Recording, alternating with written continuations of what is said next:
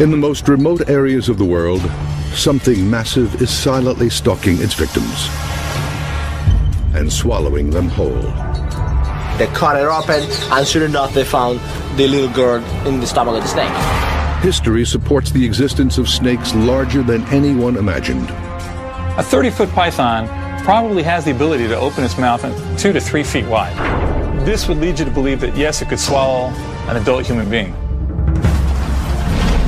Now, using the latest technology, science explores the wilderness. Oh, wow, there's a big guy right here, right ahead of us, right there. And uncovers evidence much closer to home. Hold on, there's one. An expedition searches for proof and uncovers some surprises. He's got me. Witnesses around the world report seeing monsters. Are they real or imaginary? Science searches for answers on Monster Quest. This is the Republic of Venezuela. The rugged grasslands here teem with monkeys, giant anteaters, and the world's largest rodents, called capybaras. Lurking beneath the surface of these rivers are ferocious predators, like crocodiles and piranhas. But the people here say something even bigger and more deadly is out there. Legendary, monster-sized anacondas. And they are becoming its prey. He's saying that there was 40 to 50 meters long. He had my whole hand in his mouth. The snake pulled me down to the ground, so I was just trying to get my hand back. The girl was lost. No one could find her. The snake had already swallowed her.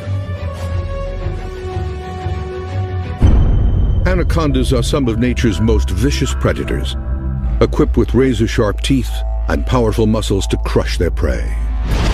The teeth of the anaconda are like needles that curve backwards. If you try to pull out, they go in even further, deeper. And then it throws a couple loops and starts squeezing incredibly powerfully. The prey is trying to get its breath, and with every breath, those toils just tighten up even more until cardiac arrest. Here you can see an anaconda making a meal of a capybara. The snake squeezes the animal, then swallows it whole. Eyewitness reports from around the world describe monster snakes reaching nearly 150 feet, or half a football field in length. These giants could be anacondas or pythons, two of the largest snake species in the world. Unlike other snake species which kill their prey with poisonous venom, pythons and anacondas are constrictors, snakes that squeeze their prey to death. Pythons are native to Asia and Africa, anacondas to South America. No one has ever produced hard evidence of a python or anaconda longer than 30 feet.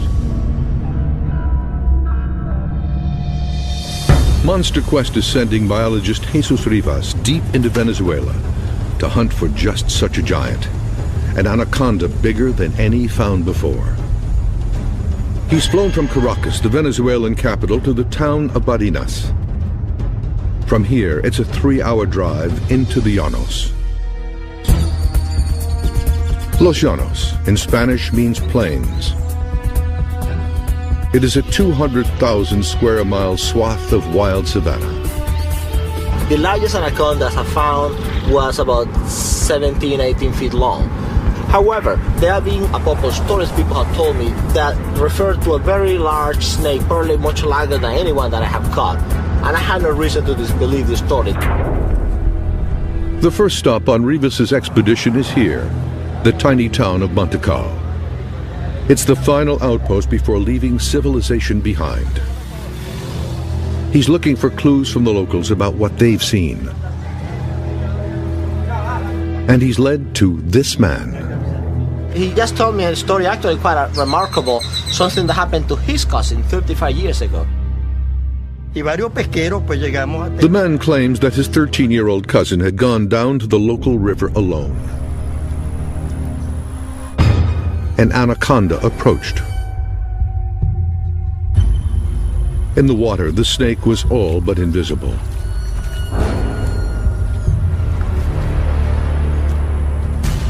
Without warning, it attacked. The anaconda wrapped its massive coils around the girl. There was no chance of escape.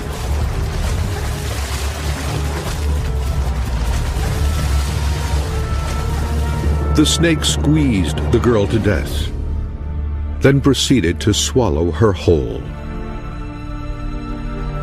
They found her, they killed it, they cut it open, and sure enough they found the little girl in the stomach of the snake.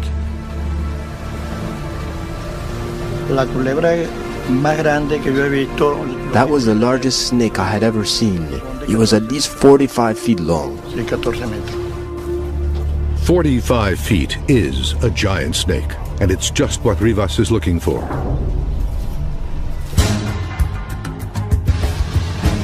From this town, it's an hour's drive to this remote ranch called El Cedral. This will be Rivas's base of operations. Because anacondas can thrive on both land and in water, Rivas has a plan to search both for the elusive giant snake. He's pioneered a low-tech but daring technique to search for these predators, feeling for them with his bare feet. He'll also be armed with motion-triggered cameras and the latest military-grade sonar to help him peer into deeper waters. Existing evidence of giant snakes is sparse. One of the earliest and most famous accounts comes from British explorer Percy Fawcett, who in 1907 says he encountered a 62-foot anaconda in Brazil. Later expeditions came back with fantastic stories of killer snakes. But more recently, this series of photographs surfaced on the internet. They appear to show a man swallowed whole by a giant python. But are these photos hoaxes or real evidence of giant man-eating snakes? Experts will analyze this evidence. If you look at the ribs, they are facing towards the back, and that would be consistent with the snake swallowing towards the tail. The pythons in these photos are native to Asia and Africa, but there could be thousands of them right here in the United States, specifically in the Everglades of South Florida. This will be the site of another monster quest expedition. With more than 1.5 million acres of wilderness, this is a perfect hiding place for giant snakes, as seen in these shocking pictures taken in 2005. You can see a 13-foot Burmese python split almost in two after swallowing an alligator whole. On the upper right is the snake's head. On the left, its tail. The alligator's tail protrudes from the snake's ruptured belly. To look at an animal, for instance, like a python feeding on an alligator that it would not find in its normal habitat, shows that the animal would adapt to what's available to it. A snake's digestive systems are incredible. They can digest almost anything. And evidence suggests that these eating machines are on the move. This is also a Burmese python, and it's invaded this man's suburban Miami backyard. His struggle with it was captured by a local news crew. Fearing for his exotic fish, the owner and a friend jumping into action, trying to pounce on the python, but charming this snake didn't go so well. It was no isolated incident. Just a few days earlier, this python was discovered nearby with a swollen belly. What turned out to be a 15-pound pet cat named Francis. These incidents are becoming so common that Miami-Dade County now has an emergency unit to respond to such calls. It's called the Anti-Venom Unit. This is a big problem here in South Florida. And these are big snakes that can hurt a young child as well as a teenage boy or even a full-grown adult. Handling these snakes is dangerous, even for professionals. How did pythons native to Southeast Asia end up in these Miami neighborhoods? For many years now, these snakes have been very popular pets. Ron McGill of the Miami Metro Zoo has been studying Florida wildlife for nearly 30 years. The unfortunate thing is they purchase these animals when they're hatchlings or newborns in pet shops, and they look very manageable. But when pythons get too big for their cages, owners release them into the Everglades. And in 1992, when Hurricane Andrew hit here, destroying homes and pet stores, hundreds of young pythons escaped into the wild. Nobody could have predicted what happened next. Because of our climate, it's so conducive to these animals when they are released or they escape that they thrive. Not only do they thrive, they reproduce. Just how many pythons are now living in the Everglades is unknown. But there's no question the number is growing. A large constrictor can have 50 to 60 live babies that are on their own. So really, I don't see a way short of a long, deep freeze in South Florida where these animals are going to be eradicated. McGill has evidence that this new population of snakes are about to become giants. This is a 20-foot skin of a reticulated python that washed up on a beach in Miami. An animal that started out as a pet, but now is indicative of a problem that we're experiencing here in South Florida. And the South Florida environment is extremely conducive to the growth of these snakes. It's a warm, humid environment, has an incredible prey base, whether it be raccoons, possums, waterfowl, and quite supportive for snakes reaching maximum size. The implications to people here in Florida could be lethal. A snake this size in a residential area can pretty much prey on anything he wants. This snake could kill me that fast if it wanted to. Wildlife biologist Joe Wasilewski is no stranger to giant snakes. In 1989, he helped capture this 22-foot python, the biggest snake ever found in the United States. Now he's going to lead a hunt here in Florida to find a giant even bigger than that. Wasilewski believes that giant snakes are thriving in the Everglades and may start crossing into residential areas. Now he's looking for evidence. But snakes, even giant ones, are elusive. First, he will set up motion-sensing cameras. You know, this is actually perfect. If I were to be a python in this neighborhood, this is where I'd want to be. Nice shaded, houses all over, Everglades right there. This could be the spot. The place he's chosen is the border between the Everglades National Park and the densely populated suburbs south of Miami. They'll be going from point A to point B. And if there's any movement in front of this camera, it will catch it. Now he'll drive along this boundary in search of evidence that full-grown pythons, upwards of 20 feet, are in fact leaving the Everglades and invading these neighborhoods. If the pythons are in the Everglades, it's just a matter of crossing a road to get into these urban areas. Will Wasilewski find the giant snake he's looking for? Yeah, wait, hold on, there's one. In South Florida, there are signs that dozens of neighborhoods around Miami could be under attack from giant killer snakes. Experts point to these photos as evidence. They were taken by a wildlife researcher in the Everglades in 2005. They show a 13-foot Burmese python which appears to have burst open after swallowing a 6-foot alligator whole. Snakes' digestive systems are incredible. They can digest almost anything. People speculating, well, that the python just exploded because the alligator was too big. That's really not the case at all. What most likely happened is that this alligator was swallowed. Either a claw or a tooth or something caused some type of perforation in the python's gut, caused an infection which led to the death of the snake. If pythons are growing large enough to swallow alligators whole, then they could be a threat to people living nearby. A python that gets to any of significant size in a place like the Everglades will feed on any warm-blooded mammal of any size that it can kill and swallow. They can adapt, they can branch out, they can be found in suburban areas. A 2007 U.S. Geological Survey reports that as the Earth continues to warm, to California.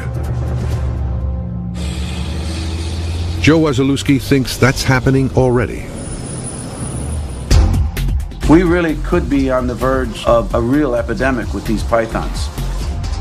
Just because you don't see them does not necessarily mean they're not here. What it does mean is they're hiding pretty good on us. It's been dry for the last few months, up until a couple nights ago we got some really good rains. And with the rains coming in, it sort of wakes all the wildlife up. Right now is the perfect time to look for pythons.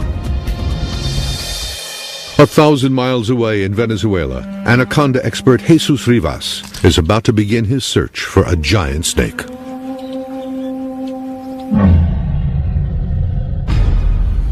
This region of South America is a hotbed for giant snake sightings. From neighboring Brazil came one of history's most widely cited encounters. It came from this man, Colonel Percy Fawcett. On January 7, 1907, Fawcett was on assignment with Britain's Royal Geographical Society. He described the encounter in his journal. We were drifting easily along in the sluggish current when there appeared a triangular head and several feet of undulating body. It was a giant anaconda. I sprang from my rifle and, hardly waiting to aim, smashed a .44 soft-nosed bullet into its spine. We stepped ashore and approached the reptile with caution. As far as it was possible to measure, a length of 45 feet lay out of the water, and 17 feet in it, making a total length of 62 feet. This drawing and Fawcett's account are the only existing evidence of this giant snake.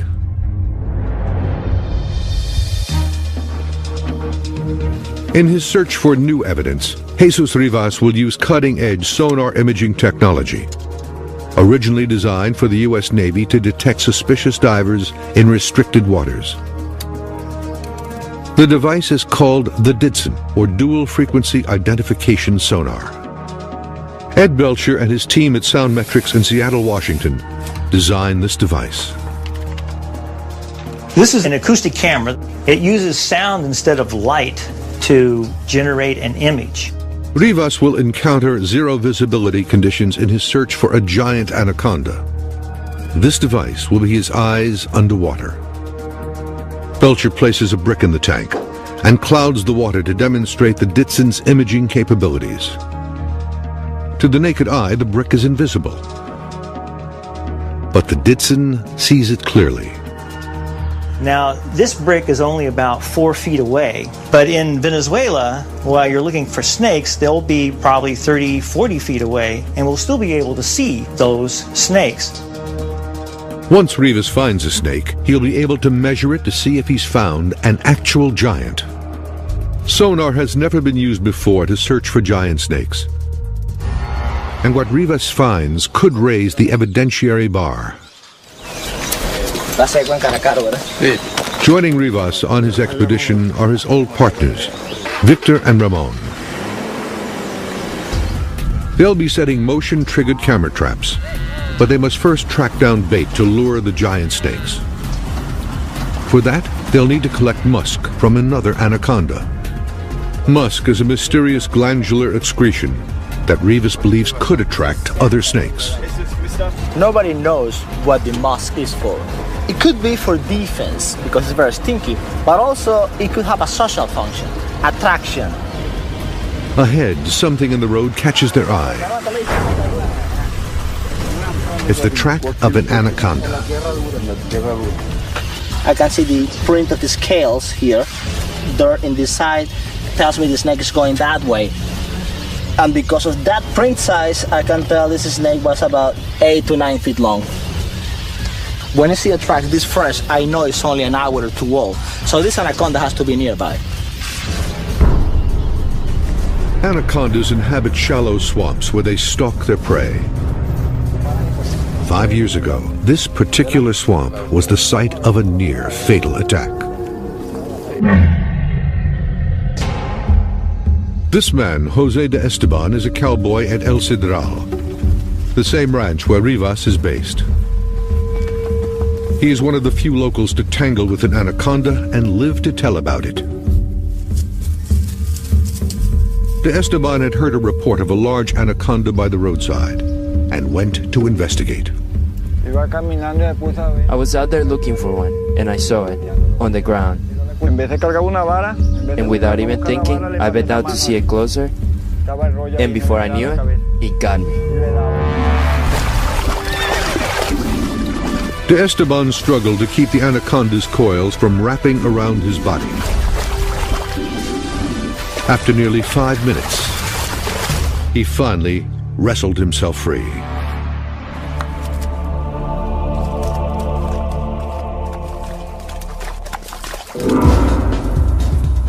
The team begins their search in the same swamp where De Esteban was attacked. They can't see them, but they know that anacondas are here. In their hunt, they use only poles and their bare feet.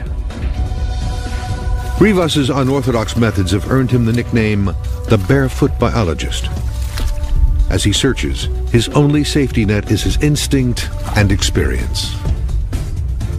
This water is not very deep. If I catch an anaconda in a water that is too deep, she might have the upper hand. I don't want that.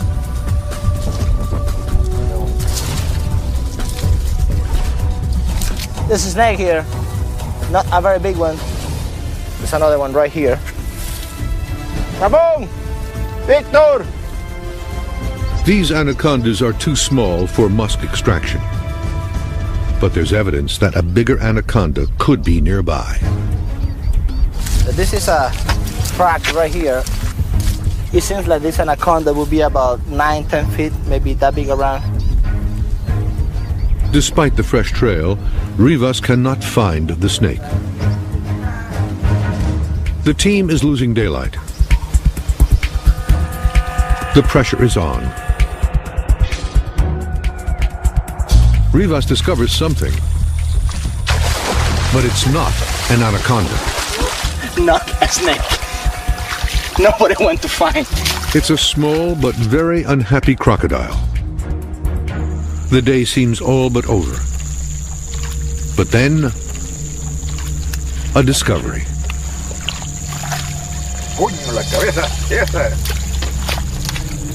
Oh, it's very strong. For a small snake. Now this baby's actually putting the squeeze on my arm now. If it's any harder, I wouldn't be able to withstand it. This feisty anaconda is just right for Rivas to extract its musk. At first light, the team will set the camera traps and test the sonar. I can see how fat he is. And in Florida, a monster quest demonstration goes terribly wrong.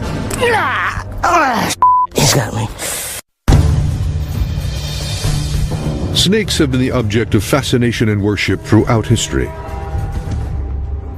From the pharaoh's tombs of ancient Egypt, to Quetzalcoatl, the feathered serpent god of the Aztecs, to the Naga, a mythical river serpent in the Mekong Delta of Southeast Asia.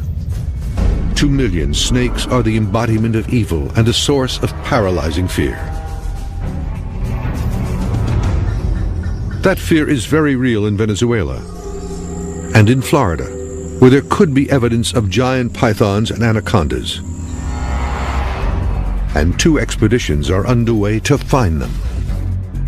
In South Florida, the investigation is tracking escaped pet pythons that have for years been thriving and growing in the seclusion of the Everglades. But there are signs that they're now invading suburban neighborhoods. Captain Ernie Gilson with Miami-Dade's anti-venom unit has seen it firsthand. I've been doing this for 9.5 years, and we're getting more and more of these calls for recoveries every year. We foresee in the future that we will definitely see larger snakes, more calls on these larger constrictors than we have in the past. Come back around. The calls that we are receiving, they are a lot of large constrictors, 7 to 10 to 12 foot long. This year, I expect it to get worse.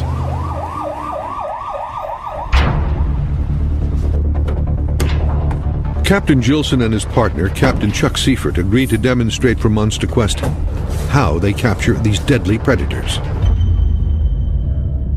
This is a 10-foot python caught on a recent call, and it's not happy.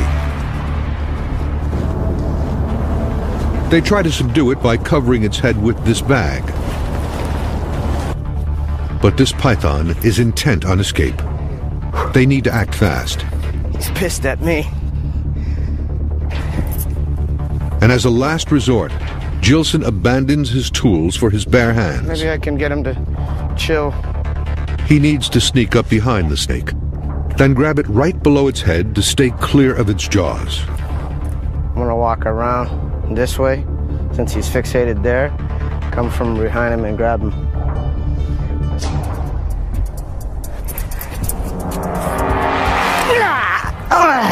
He's got me. The snake bites Gilson, clamping down on his wrist. He has no way to break free. He's got a good hold on me. Can you push it in a little bit? Nope. He's got the vein, dude.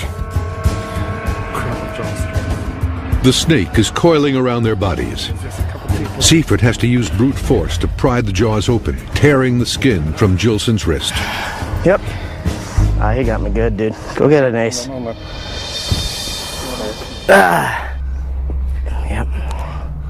Yeah, it hurts like heck right now. They got real sharp teeth. As I approached him, my mistake was I didn't grab him close enough to his head.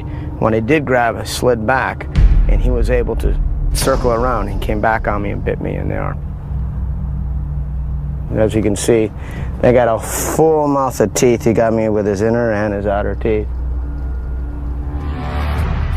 As Gilson discovered, a constrictor's jaws are one of nature's deadliest contraptions. Both pythons and anacondas have 6 rows of razor-sharp teeth that curve backwards like 100 individual fishhooks. The more the prey struggles, the deeper the teeth sink into its flesh. This snake was 10 feet long, hardly a giant. But if it was a giant, could it have killed and swallowed Gilson whole? Monster Quest has compiled this photographic evidence from the internet that suggests it could be possible. No one has come forward to say where and when these pictures were taken, but many are convinced that they are evidence of giant man-eating snakes. Now Bob Henderson and Ron McGill analyze this evidence.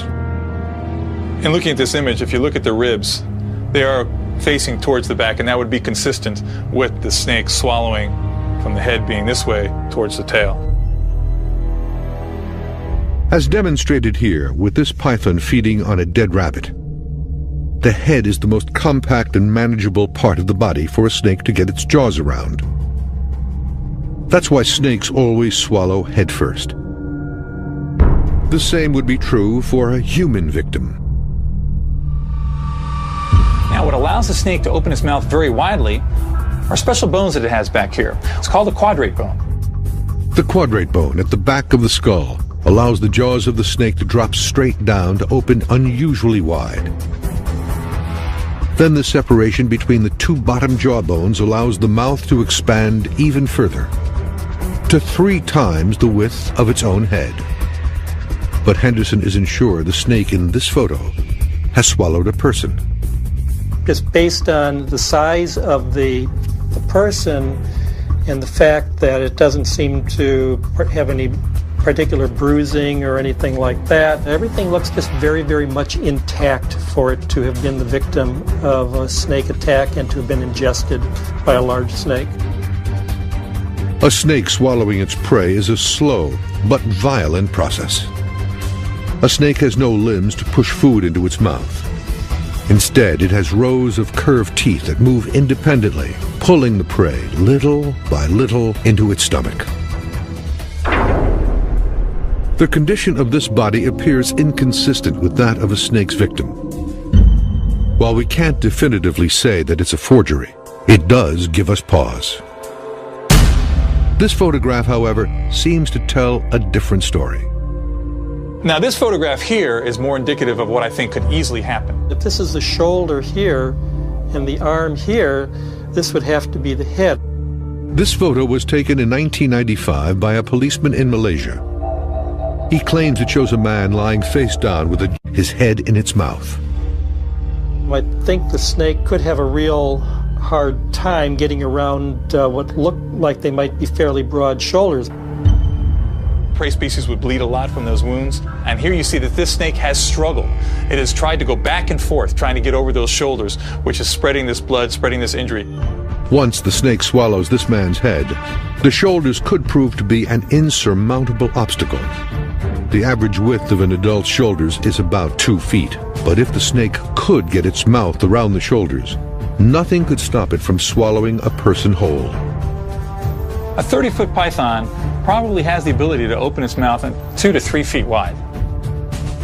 This would lead you to believe that, yes, it could swallow an adult human being. The best place to find these monster-sized snakes is going to be in the remotest areas of the world. Back in Venezuela, Rivas extracts the musk of the anaconda he caught the night before. He believes the musk could contain pheromones that will attract other anacondas, hopefully a giant. So maybe if this musk has a social function, with the camera traps, we might be able to find bigger, better, more anacondas. Rivas positions and aims the cameras using the onboard laser sight. Each is equipped with a motion-sensing trigger and a flash. These cameras will capture whatever crosses their path, day or night.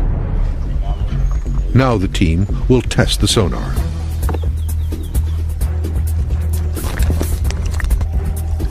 Cool. I can see him. I can see his arms, his feet. I can see how fat he is. Let me measure how fat he is. Almost half a meter. Need to lose some weight, buddy. After the tests, Rivas heads into the field. Okay.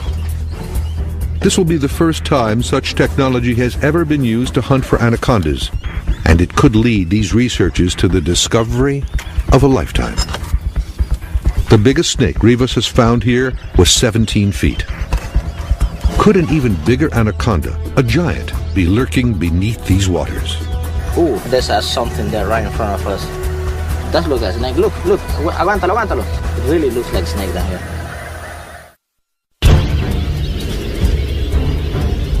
Around the world, legends are told of giant snakes measuring 150 feet or more, half the length of a football field.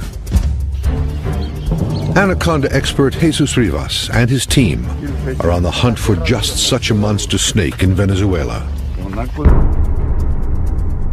On land, they baited and set motion-sensing camera traps.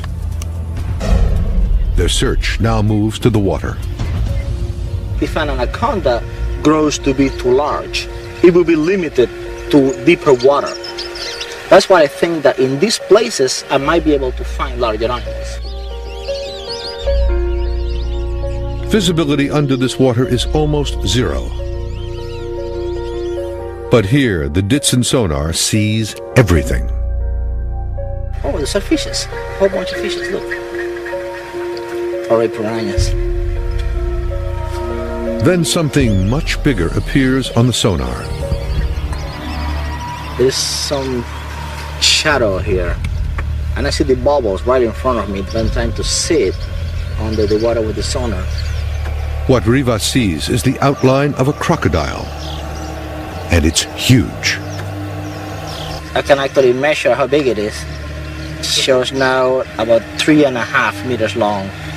That is 14, 15 feet long. Big girl.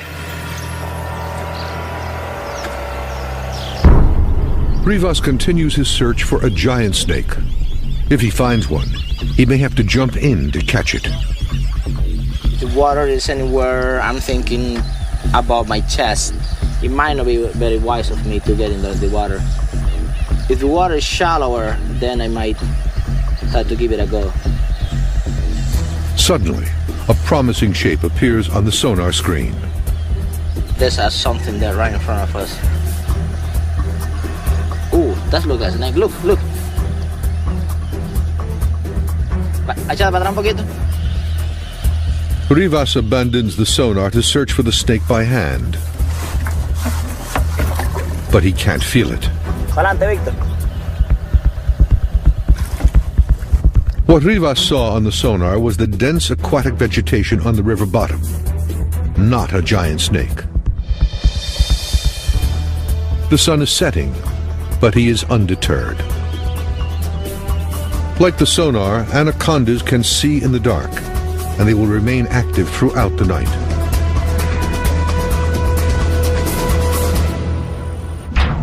Back in South Florida, where the search for a giant snake continues, the day is also coming to an end. But that could be good news for biologist Joe Wasilewski. As the sun goes down, the roads stay warmer, the snakes, pythons in this case, will begin to migrate across, and that's usually when they move is right after sunset and into the night. His search begins to look even more promising. This really is a good road. It's sort of secluded.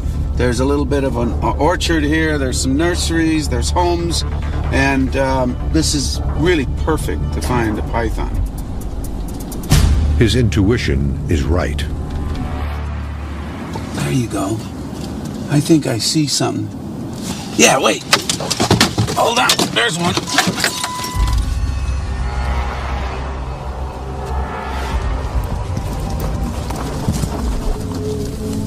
Wasilewski finds a wild python that most likely escaped from the Everglades.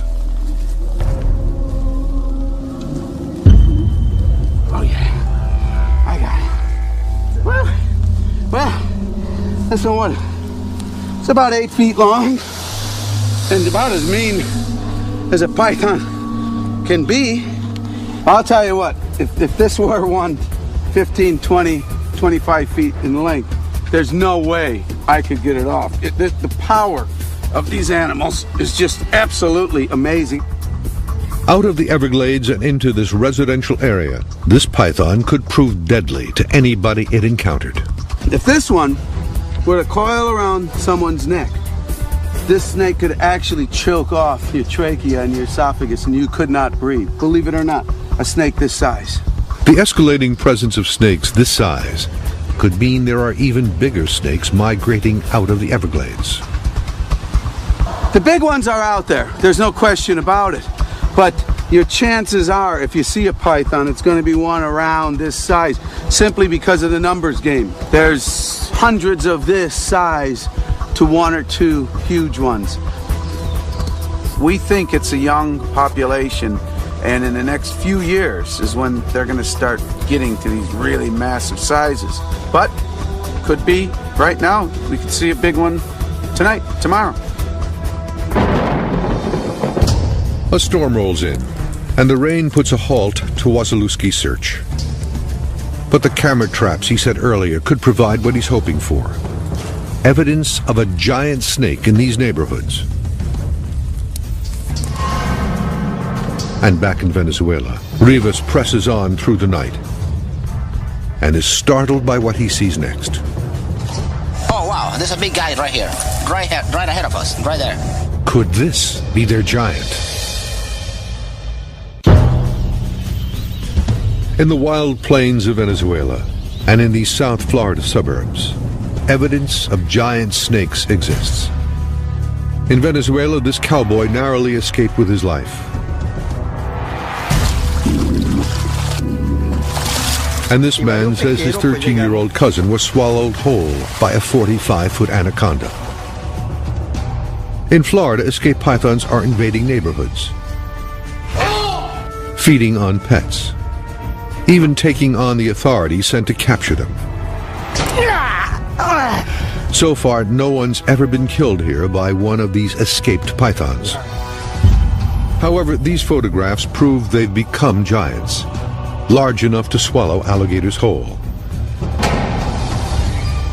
And these photographs, widely circulated on the internet, could be evidence that they are man-eaters. Although they can't be authenticated, experts agree it could have happened. I think if a 30-foot constrictor, an anaconda, a python did exist, and it did come across a human being and it was hungry, there'd be nothing that would stop it from swallowing that human being. History is filled with accounts of giant snakes, some over 150 feet in length. Can science now prove the existence of such a snake? In the wilds of Venezuela, motion-sensing cameras are keeping watch on land. And by the light of the full moon, Jesus Rivas continues his search of the waters. Anacondas are very patient animals. If you want to deal with them, you just need to be just as patient as they are. Even in the pitch-black waters, the state-of-the-art sonar sees everything. Rivas is hoping for a glimpse of the snake's distinctive coils. And he gets one. Oh wow, there's a big guy right here. Right ahead of us. Víctor, chequea esta bolita aquí que está aquí. Aquí en el lado. Check this out. This really looks like an anaconda right here. Right in this patch of vegetation. ¿Sientes algo ahí? Is this a giant anaconda? Víctor, aguántate. There's a really big thing right there. That is a big guy. No hay nada, pura bola. But the shape disappears into the dense underwater vegetation. The team combs this section of the river again, Por allá. but can't find the No snake. sientes nada, busca allá. Nada. No hay nada. But there is hope. The sonar has recorded the entire search. And back at the ranch, Rivas can now analyze the footage. He'll also be able to review any still pictures from the motion-sensing cameras. This was seemed like it took a lot of pictures. The memory cards on the cameras are full. But windblown leaves, birds, and capybaras are all that set them off. Not any snake, not any of the things I was looking for. But the sonar images could prove to be promising. There's a mysterious shadow. It looks like a curl about 5 feet across. It would be a big snake, but I can't really make out what it is. A snake 5 feet across would truly be a giant. But what Rivas sees is just an illusion on the river bottom. See, the aquatic vegetation really resembled anacondas. Many times I saw something, and when I checked it out in person, there wasn't anything. Rivas remains convinced the eyewitness reports here are true, and he'll be back to search again. I have heard a few stories that I have no reason to disbelieve, and they all report anacondas significantly larger than what I have caught. So whether they can grow larger, yes, I believe it's possible. I'd love to see it. Back in Florida, Joe Wasilewski captured this 8-foot-long python in a residential neighborhood. Now, for the first time, he'll check his motion-sensing cameras for evidence of even bigger pythons leaving the Everglades behind. Okay, let's see what we got here. Oh, there's the dog. So the camera does work. Whoa, look at that. Wait a minute. That's the whole snake. Wow. Now that is a great shot. There's the head, the tail. That thing is at least 12 feet long. This odd-looking snake is an albino python, a popular breed with pet owners. It's not a giant, but what Wasilewski has found is new evidence that wild pythons are crossing into suburban neighborhoods. A photo is worth 1,000 words, right? And here it is.